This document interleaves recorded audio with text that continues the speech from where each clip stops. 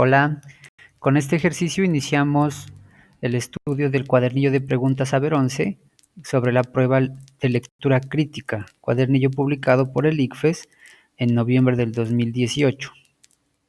Bueno, como ustedes ya deben de saber, en el ICFES, para hacer la evaluación de lectura crítica, en ocasiones se utilizan lecturas muy cortas o lecturas extensas. Esta que está aquí, pues es una lectura ya considerable, extensa. Esto obviamente en comparación con el tiempo que se tiene para resolver dicha prueba, ¿no?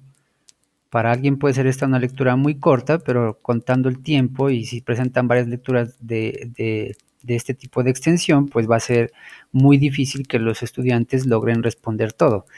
Entonces ahí viene el primero de los problemas. El primero de los problemas es calmarse para leer, no voy a decir que despacio, sino y tratar de identificar las partes más fundamentales, digámoslo así, de los textos con el fin de avanzar y al mismo tiempo, pues, ojalá identificar las ideas principales, ¿no? ¿Por qué digo ojalá? Porque creo que para nadie es desconocido el hecho de que la mayoría de estudiantes, por el tiempo, la presión o por el hecho mismo de que no han desarrollado otro tipo de habilidades de lectura, realizan una lectura de manera que cuando ya van un párrafo, dos párrafos, ya no se acuerdan que estaban leyendo al inicio. O sea, se realiza una lectura sin entender lo que se está leyendo. Eso es una realidad, por lo tanto no se puede decir que no y pensar en un método diferente a eso.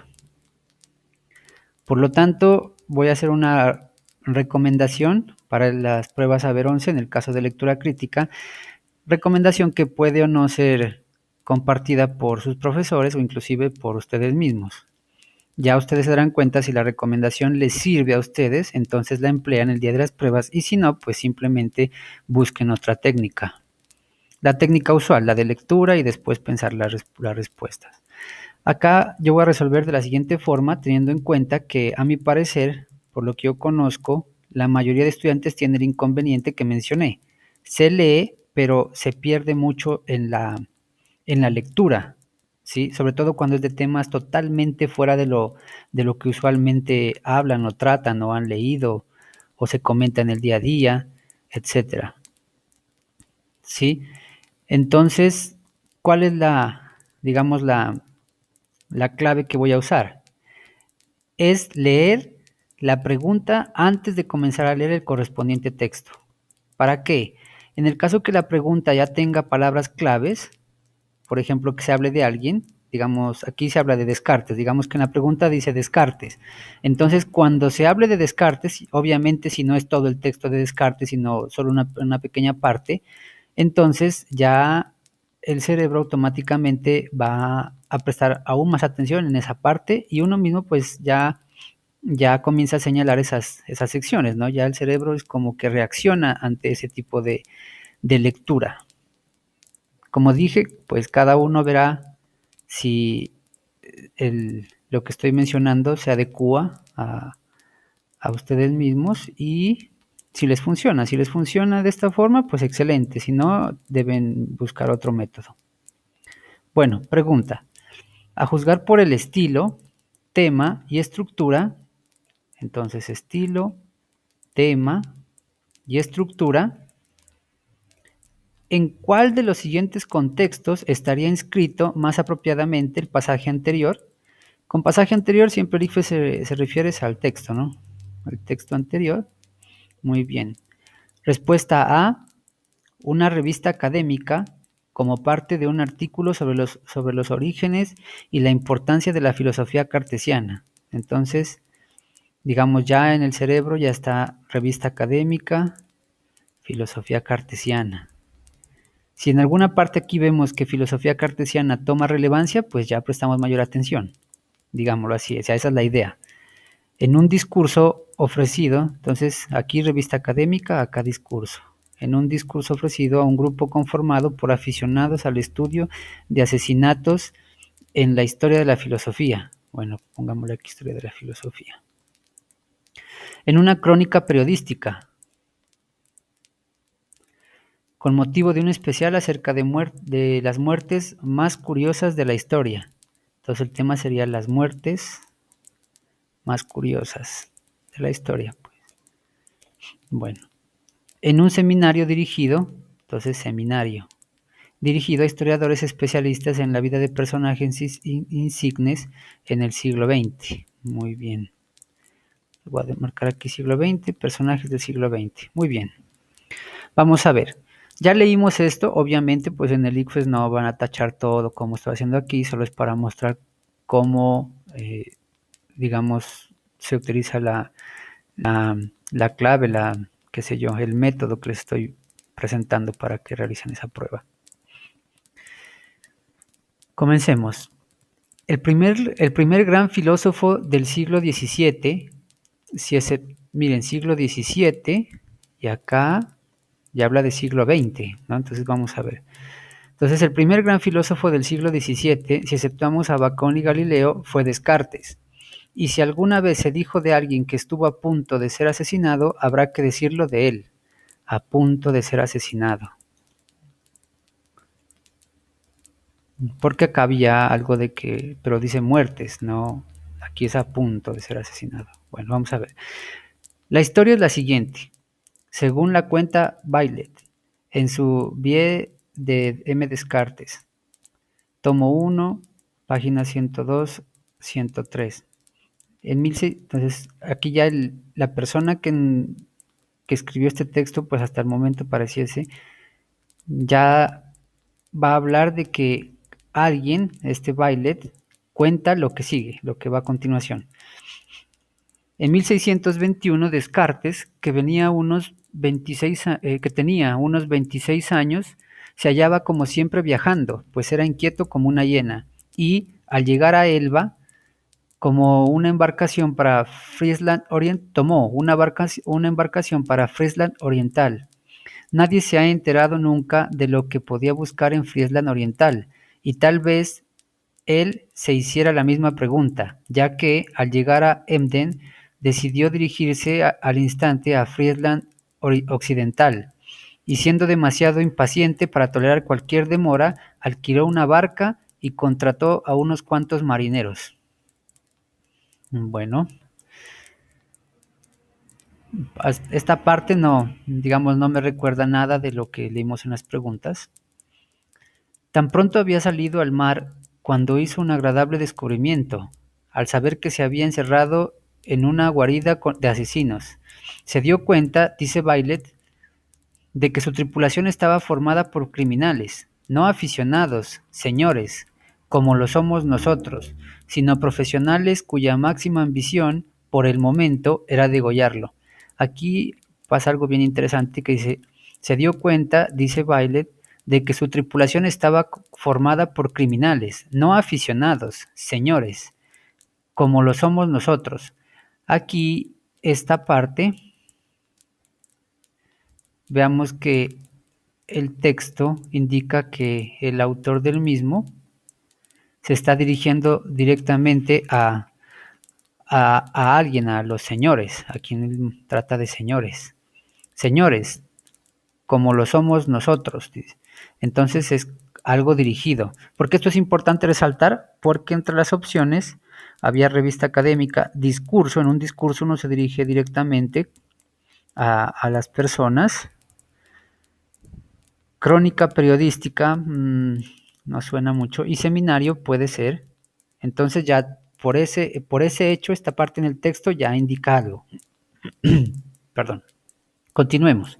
La historia es demasiado amena para resumirla y a continuación la traduzco cuidadosamente del original francés de la biografía. Entonces, de nuevo, el autor lo que va a hacer es traducir. Es como si estuviese, va a leer esta parte, mejor dicho.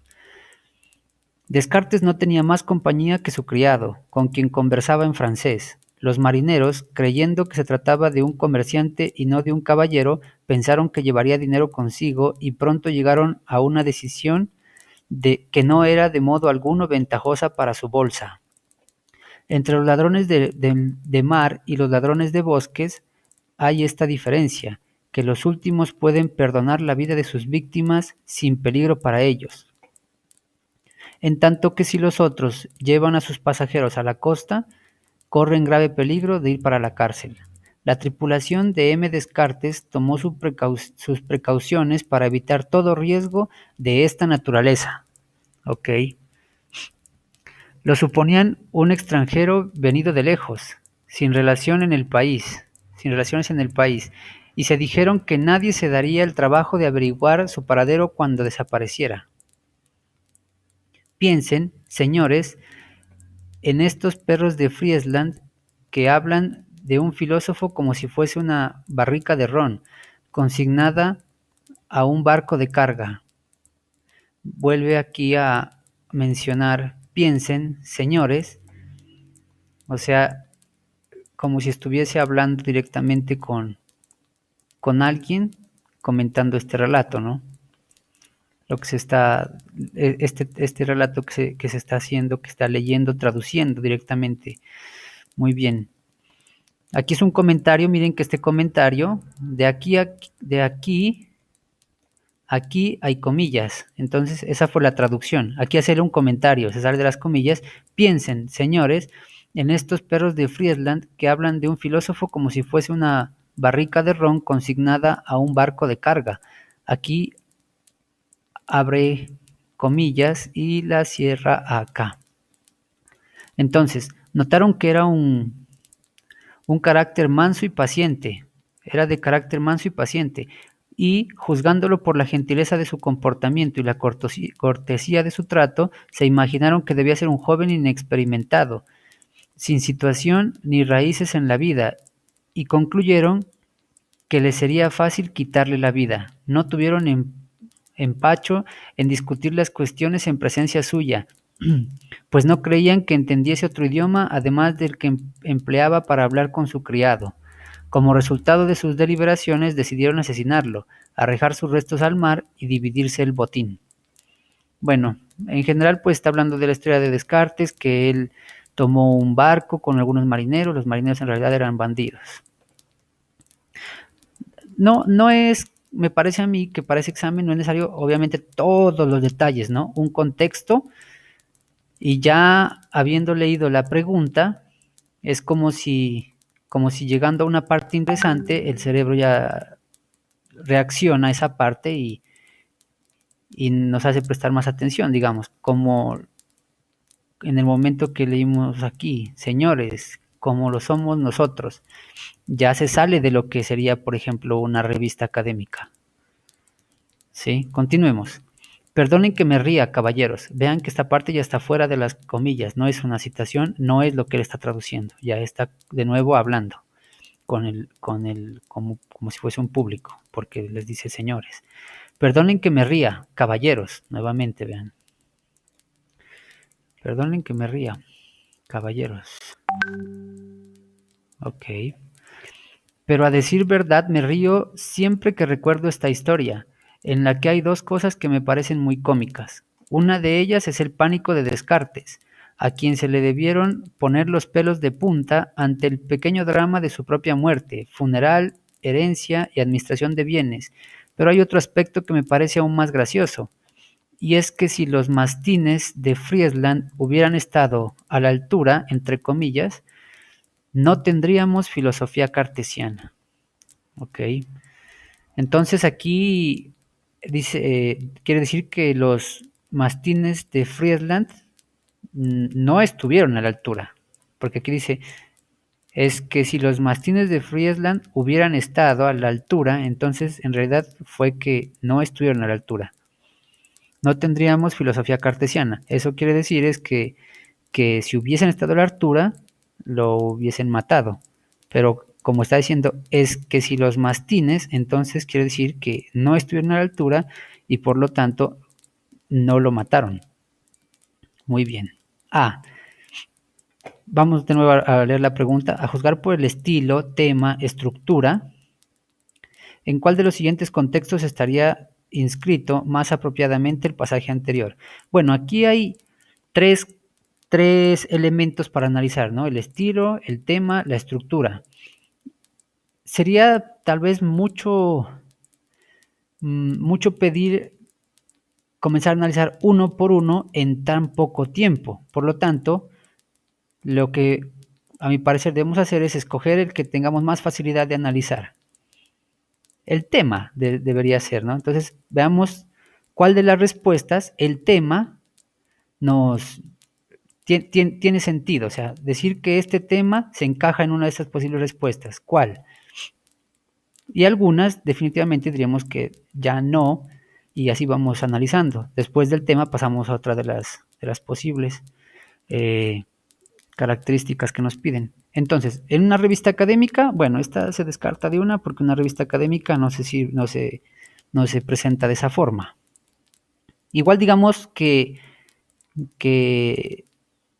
no se tuviese la capacidad de juzgar que una revista académica no se trata textos de esta forma. Continuemos a ver qué otro elemento encontramos. Como parte de un artículo sobre los orígenes y la importancia de la filosofía cartesiana. Aquí hablan de filosofía cartesiana, pero solo en una breve parte al final, prácticamente para terminar el texto, como un último comentario hecho. Entonces, la estructura del texto como un todo no trata sobre esta temática, sobre la temática de orígenes y la importancia de la filosofía cartesiana. No trata de eso. Por lo tanto, esta no puede ser. B. En un discurso. Bueno, un discurso sí tiene sentido estas frases de piensen, señores, perdonen que me ría, caballeros. Entonces, sí tiene sentido. Continuemos. Ofrecido a un grupo conformado por aficionados al estudio de asesinatos en la historia de la filosofía. Puede ser, puede ser. No veo ningún elemento que nos indique que no. Aquí se trata de asesinatos. De la filosofía, pues se debe a que está hablando de Descartes, ¿no? Aquí dice, el primer gran filósofo también menciona, por si no se tenía en cuenta que quién es Descartes del que hablan. Entonces veamos, C. En una crónica periodística. No, la estructura del texto, con esto de piensen, señores, no nos indica eso, pero continuemos. Con motivo de un especial acerca de las muertes más curiosas de la historia. Aquí no hubo muerte. Aquí digámoslo así, aquí menciona, si alguna vez se dijo que alguien estuvo a punto de ser asesinado, o una muerte no hubo, él no murió. Inclusive acá al final él dice que los mastines de Friedan hubieran estado a la altura, si hubieran estado a la altura. Por lo tanto, él no murió. Entonces, hacer una crónica periodística con motivo especial acerca de las muertes más curiosas de la historia, no, él ni siquiera murió. Entonces, no. Este hecho, junto con que la estructura del texto, pues no es que indique una crónica periodística, ¿no? Sobre todo por estas partes que ya mencionamos. D. En un seminario dirigido, bueno, a historiadores, puede ser que está en un seminario, no se diría que no, podría ser con estas frases, ¿sí? En un seminario dirigido a historiadores especialistas en la vida de personajes insignes del siglo XX. Y aquí es que viene el problema. Este siglo no es el XX. El primer gran filósofo del siglo XVII. Y aquí en la fecha también menciona, es en 1621. Vean que aquí dice siglo XX. Siglo XX comienza desde 1901, desde el primer día de 1901, o sea, el 1 de enero, hasta el último día del 2000, o sea, el 31 de diciembre. Por lo tanto, no se está hablando en el texto de personajes insignes del siglo XX. Siendo así, ya quedamos únicamente con la respuesta correcta. Por las dos partes, ¿no? Discurso encaja perfectamente. Y lo otro, ofrecido a un grupo conformado por aficionados al estudio de asesinatos en la historia de la filosofía. Aquí no se asevera que hubo muertes, ¿no? Puede ser un estudio de asesinatos, que es algo más leve, un estudio apenas se está realizando, en la historia de la filosofía. Además, ya aquí menciona también que es filósofo y bueno, esa es el análisis que realizo para encontrar la respuesta a este ejercicio.